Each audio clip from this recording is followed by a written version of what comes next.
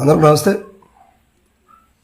ఉమ్మడి ప్రకాశం జిల్లాలో కందుకూరు ఒక ప్రత్యేకమైన నియోజకవర్గం. జిల్లా గతంలో కూడా ఉమ్మడి ప్రకాశం జిల్లాలో ఉన్నప్పటికీ ఇది నెల్లూరు పార్లమెంట్ కింద ఉండేటువంటి స్థానం అనమాట. అయితే కొంచెం కీలకమైన స్థానం. కానీ ఇక్కడ ఎక్కువ సార్లు కాంగ్రెస్ గవర్నమెంట్ ఇక్కడ ఫామ్ చేసినటువంటి పరిస్థితి. ఎక్కువ సార్లు కాంగ్రెస్ అభ్యర్థులు మనోడు మహేందర్ రెడ్డి గారు 4 సార్లు, వాళ్ళ నాన్నగారు 4 సార్లు ఇక్కడ పనిచేసినటువంటి ఎక్స్పీరియన్స్ ఉన్నటువంటి నాయకుడు మానుగుంట మహేందర్ రెడ్డి గారు. ప్రస్తుతం ఆయన ఆ కాంగ్రెస్ పార్టీ అంటే 2014 తర్వాత ఆయన ఇక్కడ పోటీ చేయలేదు. అదేవిధంగా 19లో ఆయన వైఎస్ఆర్సీపీ తరఫున పోటీ చేయడం జరిగింది. ఆయన గెలిచారు. ప్రస్తుతానికి 2024 మాత్రం వైఎస్ఆర్సీపీ ఆయనకి సీట్ నిరాకరించింది.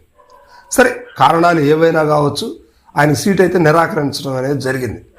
ఇక ఇక్కడ ప్రత్యర్థిగా ఉన్నటువంటి గతంలో దివి శివరాం గారు ఉండేవారు ఈయన మీద. ఆ తర్వాత పోతుల రామారావు కూడా ఇక్కడ నుంచి పనిచేయడం జరిగింది వైఎస్ఆర్సీపీ నుంచి. ఆ తర్వాత టీడీపీలో చేరారు. ఇట్లా కందుకూరు రాజకీయం కొంచెం గలిబిలిగా ఉన్నప్పటికీ వైఎస్ఆర్సీపీ కావచ్చు, కాంగ్రెస్ పార్టీ కావచ్చు, ఒక బలమైన నాయకత్వం అంటే మానుగుంట మహేందర్ రెడ్డి గారి మాత్రమే అని చెప్పుకోవచ్చు. అయితే ఈ మారిన రాజకీయ సమీకరణాల్లో భాగంగా ఇటీవల కాలంలో కందుకూరు నుంచి బుర్రా మధుసూదన్ యాదవ్, అక్కడ ఎమ్మెల్యేగా పనిచేసినటువంటి యాదవ్ సామాజిక వర్గానికి చెందినటువంటి బుర్రా మధుసూదన్ యాదవ్ని కనిగిరి నుంచి కందుకూరుకు తీసుకురావడం జరిగింది. అంటే ఈయనకు ముందు కొంచెం ఇక్కడ స్టోరీలు జరిగినాయి, అందరికీ తెలుసు.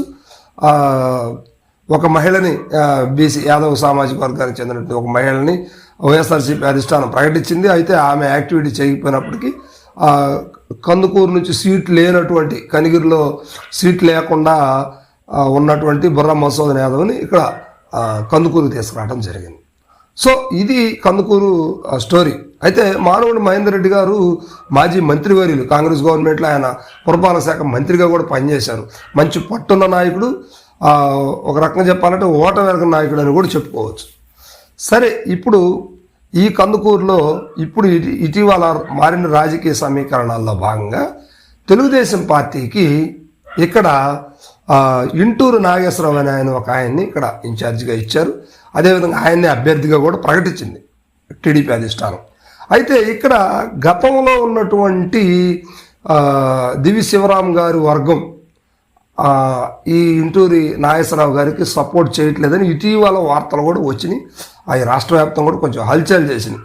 ఇదే ఇంటూరు నాగేశ్వరరావు గారి సోదరుడైనటువంటి ఇంటూరు రాజేష్కి మేము సపోర్ట్ చేస్తాం, నాగేశ్వరరావు గారికి సపోర్ట్ చెయ్యం, నాగేశ్వరరావు గారికి అసలుకి కందుకూరు పరిస్థితి ఏంటి తెలియవు, మరి కేవలం ఆయన రాజకీయ స్వలాభం కోసం మమ్మల్ని అందరినీ తొక్కేయడానికి ఈయన వచ్చాడంటూ దివి శివరాం గారు కామెంట్స్ అయితే చేశారు. సో ఇది ఇలా ఉంటే ఇంటూరు నాగేశ్వరరావు గారు ఎందుకు టీడీపీ వారినే తొక్కేస్తున్నాడు, టీడీపీ వారిని ఎందుకు బలోపేతం చేయడానికి కృషి చేయకుండా పార్టీనే ఎందుకు తొక్కుతున్నాడా అనే విషయం మీద మనం చర్చిస్తే, ఇక్కడ దివి శివరాం గారికి ఇంటూరు నాగేశ్వరరావు గారికి కొంచెం విభేదాలు ఉన్నాయి. ఆయన సీనియర్ని ఈయన గౌరవించట్లేదని చెప్పేసి ఒక వాదన అయితే ఉంది. అంటే గతంలో ఎప్పుడు ఆయన ఎమ్మెల్యేగా పనిచేశారు.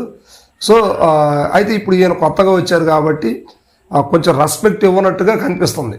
సో దానివల్ల దివి శివరాం గారు హర్ట్ అయ్యారు. కొంచెం అక్కడ ఇబ్బందికరమైన వాతావరణాలు కనిపిస్తూ ఉన్నాయి. సో ఇప్పుడు ఇక్కడ వైఎస్ఆర్సీపీకి స్వతహాగా అయితే బలం బాగా తగ్గిపోయిందని చెప్పుకోవచ్చు. ఎందుకంటే ఉన్నటువంటి నాయకత్వం, గట్టి నాయకుడైనటువంటి మానుగుంట మహేందర్ రెడ్డి గారు ఇక్కడ సైలెంట్గా ఉన్నారు.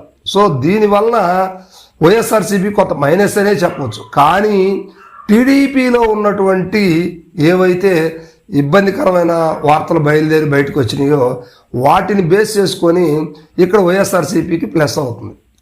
సో అదిగాక కందుకూరులో మేజర్ ఓట్ బ్యాంకు యాదవ్ సామాజిక వర్గానికి ఉన్నప్పటికీ బుర్రా మధుసూదన్ యాదవ్ కనిగిరి నుంచి రావడం, అంటే పక్కపక్క నియోజకవర్గాలు కావటం, ఇవన్నీ కూడా కొంత కలిసి వచ్చే అవకాశం ఉంది వైఎస్ఆర్సీపీకి.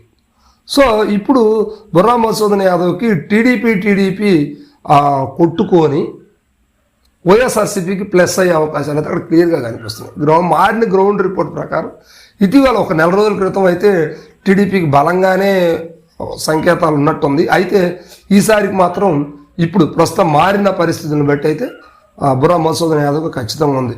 బుర్రా మధుసూదన్ యాదవ్ కూడా సీనియర్ అయ్యారు, కందుకూరులో ఎమ్మెల్యేగా పనిచేశారు, అంతకుముందు కూడా చిన్న పదవులు చేశారు, ఆర్థికంగా కూడా బలమైన వ్యక్తి, యాదవ్ సామాజిక వర్గం ఓట్లు ఎక్కువ ఉన్నాయి.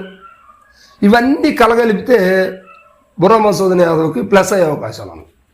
మరి టీడీపీ ఇవన్నీ రెక్టిఫై చేసుకొని గెలుపు దిశగా ఎప్పుడు పయనిస్తుంది, ఎంతవరకు టైం సరిపోతుందా లేదా అనేది కొంచెం ఆలోచించాల్సిన విషయం.